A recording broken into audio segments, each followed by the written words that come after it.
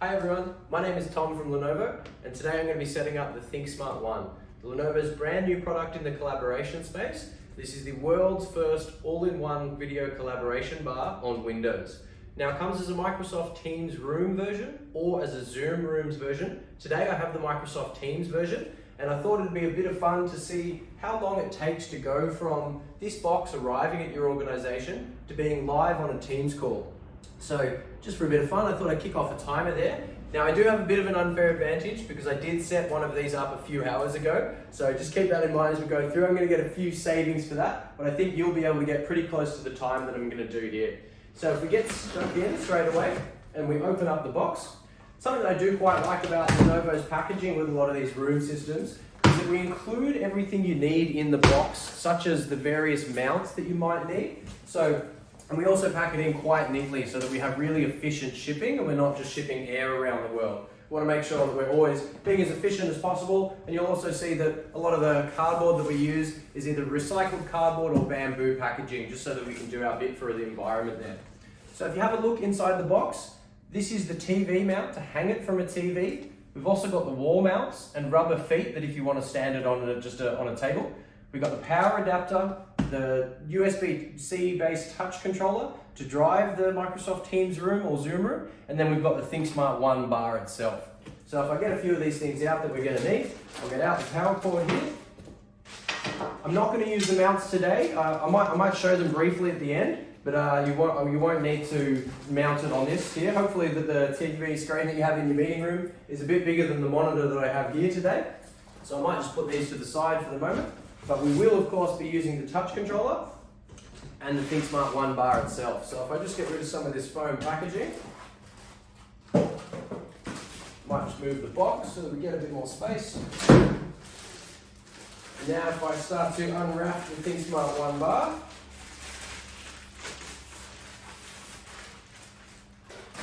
this is a look at the device in all its glory.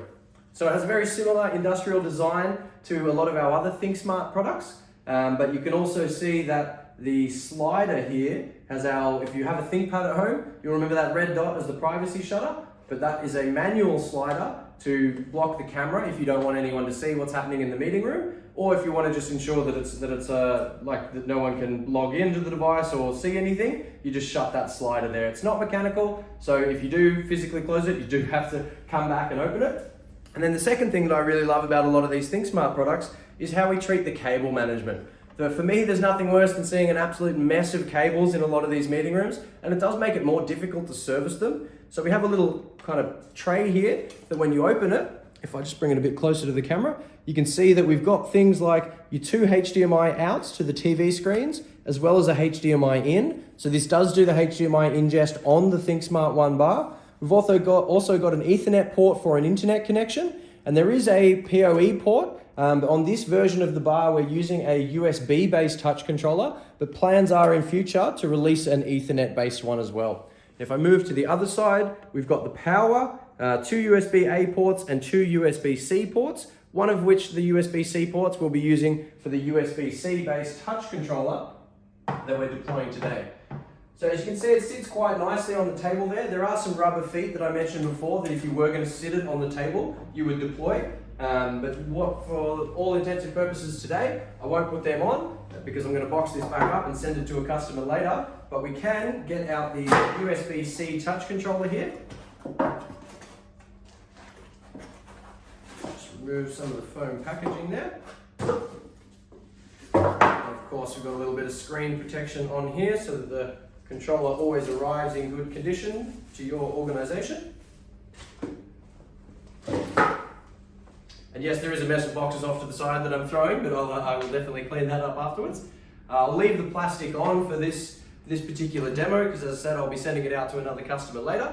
But this is a 10 meter USB-C cable by default. You've got USB-C connection on there, and then there's a USB-A connection in here. There is a little kind of door over the top. You do need a single screw if you want to change the cable. And the reason you can change the cable is that we also have a 15 meter option. So if you're looking for a longer cable run, you can definitely use the ThinkSmart One bar and the controller. 10 meter is standard, 15 meter is the option. Now, if I unwrap the power cable here and plug it in, we'll start getting into the setup of this device.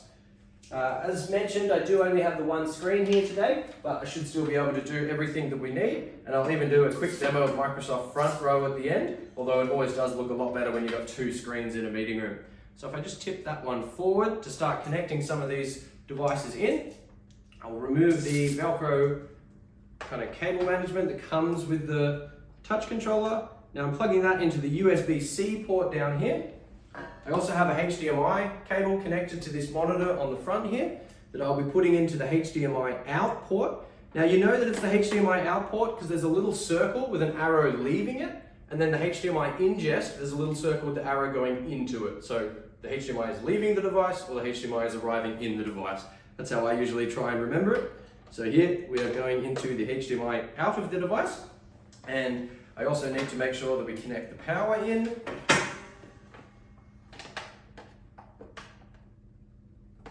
Perfect, connect that in there.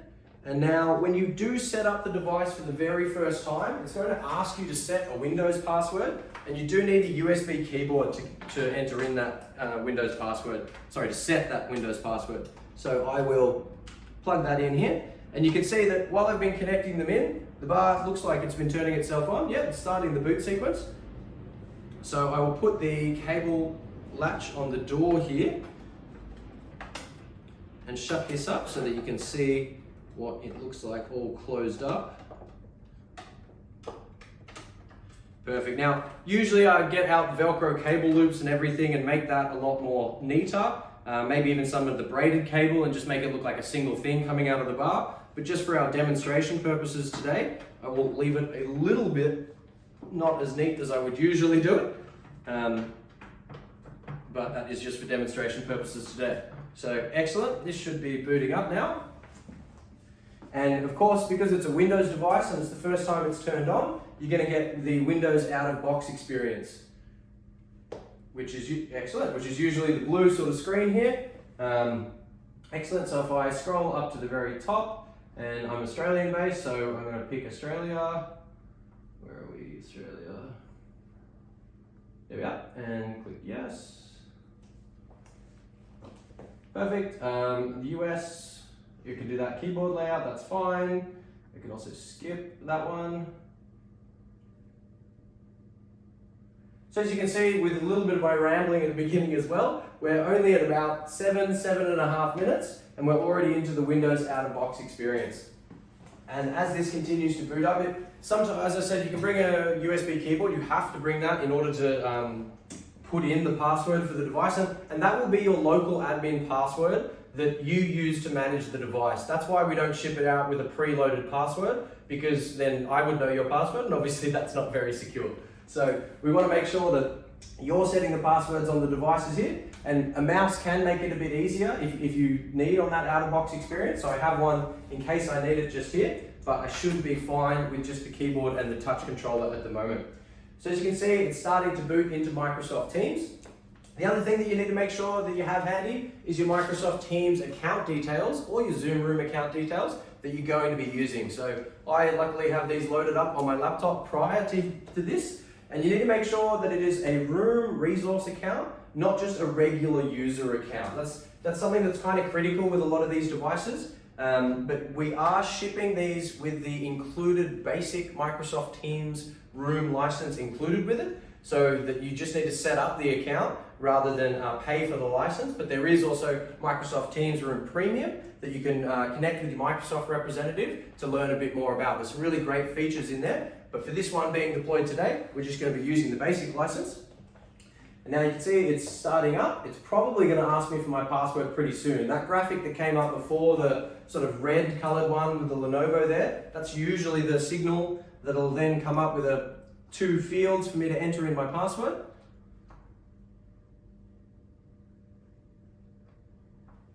And it maybe just takes a couple of minutes as it boots in and out of Teams. That's all right. It's always the pressure of doing a live demo. Luckily, I'm recording this one, but I did keep the stopwatch in the frame so that you know I'm not doing any magical trickery on the side to speed this process up. Probably should have connected the power first before I started talking if we were in a real race, but I think we're still going to be pretty impressed by the overall install time. And that's really something that we've been trying to get at here, to make the meeting room space a bit simpler. Where you see another really successful product for Lenovo was the ThinkSmart Hub, launching with our ThinkSmart Hub 500. There was a sort of all-in-one device, and more recently we've released our ThinkSmart Hub Gen 2, and it's really just trying to make a small or a medium meeting room very simple to set up and very simple to deploy.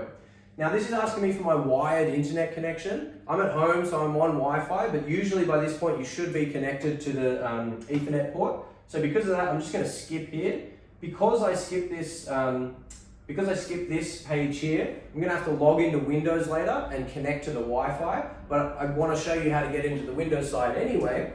And speaking of getting into the Windows side, that's the password that you need to set here. As I said, if we send it out to you with a known password by Lenovo, that wouldn't be the most secure thing. So I'm going to enter in a password here, and I'm going to enter it up the top, and then I move down to re-enter that password. And as long as they match, they're going to allow me to change the password. And now that password that I just entered is the local admin password for this device. You'll see that if I want to change any of the Teams or Zoom room settings, such as add a content camera, increase or decrease the default volume, or maybe even activate the third-party interop meetings, also known as direct guest join, you're going to do that by needing that same password there. And you can see now that I've entered the password in, it is rebooting because it's obviously saving that password to the Windows device. But once it comes back, it should take me directly to the Microsoft Teams page, which is then going to ask me to enter in my Microsoft Teams credentials. And that's an important thing to keep in mind, that the local admin password to get into the device here is not the same as your Microsoft Teams room password, which is usually stored in the cloud. And that password, your Microsoft Teams room or your Zoom room password, shouldn't really be shared outside of your IT management teams, but the local admin password can be shared with someone like your local AV support team, or maybe you have an integrator or a business partner that helps you manage these devices. That might be a password that you share with them so that they can update the settings on the device.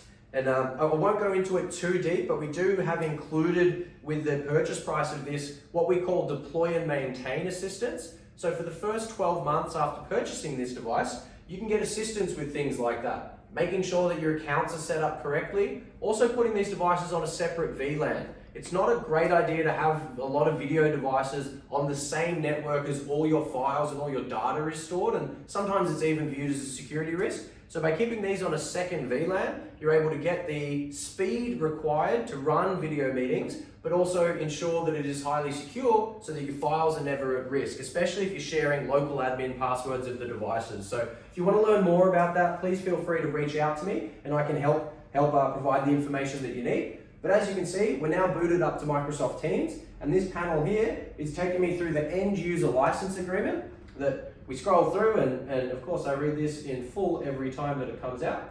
And then when I click the tick down the bottom and press next, it's now going to ask me for my Microsoft Teams account details. So as I mentioned before, I do have these on my laptop, and I've just got a test tendency set up, so I don't know it off by heart, so I'm just going to have to jump in and read this here.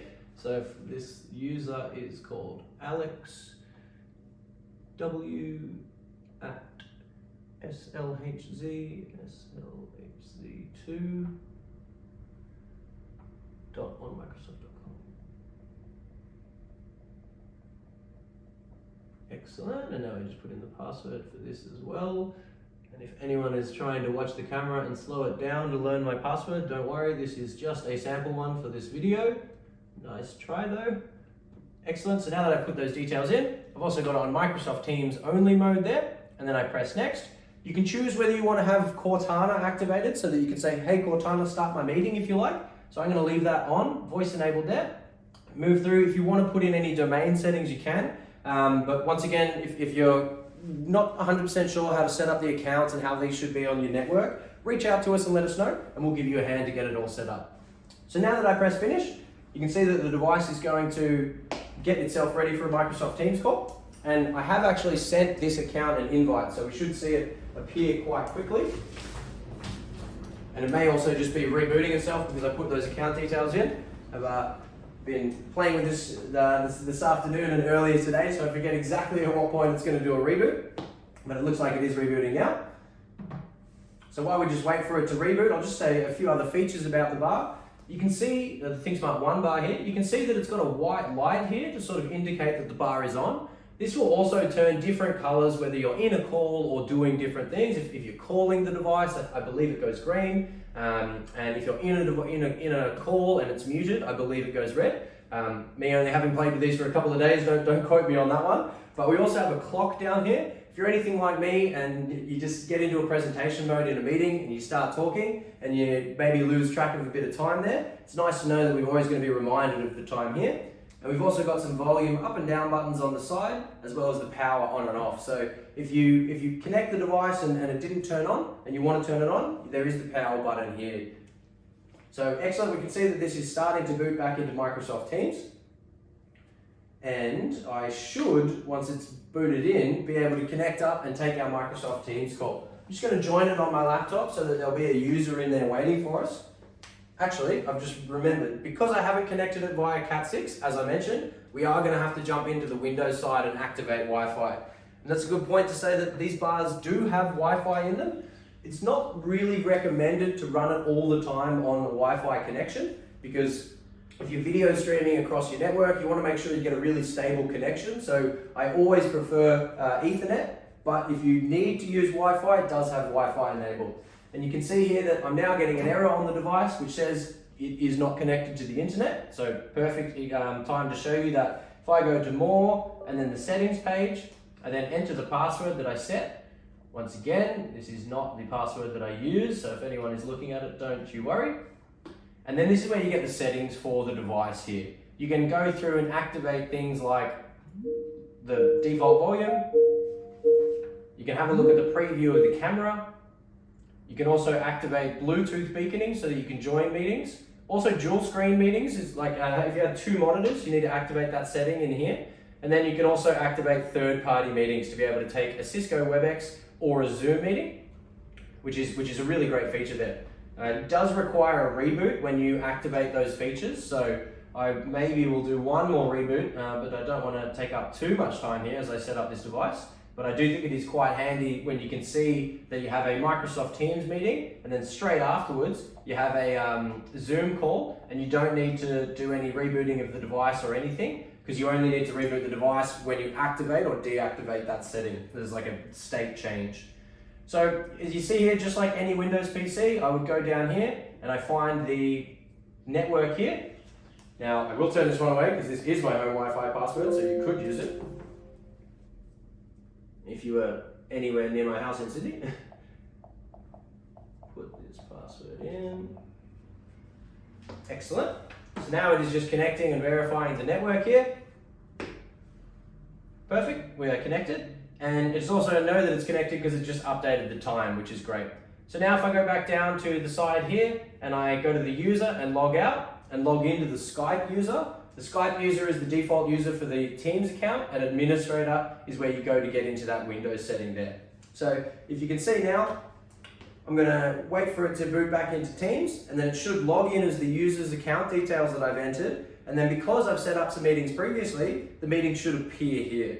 The Teams call I'll be able to join. Underneath there's going to be a Zoom meeting, which I may not be able to join because I haven't activated the setting, but I'm going to show you what happens there. So this is now logged in. You can see I can start a new meeting by pressing here. I can share content via the HDMI ingest or call out if I have a dialing plan as well, which is really quite a cool feature there. But as true to my word, if I press here and go join, you can see I'm joining an external meeting from this device, so it's going to hold me in a lobby, which is why I need to come over to my laptop and not only join the call, but I then need to admit the user into the call. So now that I click admit on my laptop, and if I turn the camera on so you can see from both sides, we should now be seeing us in a call.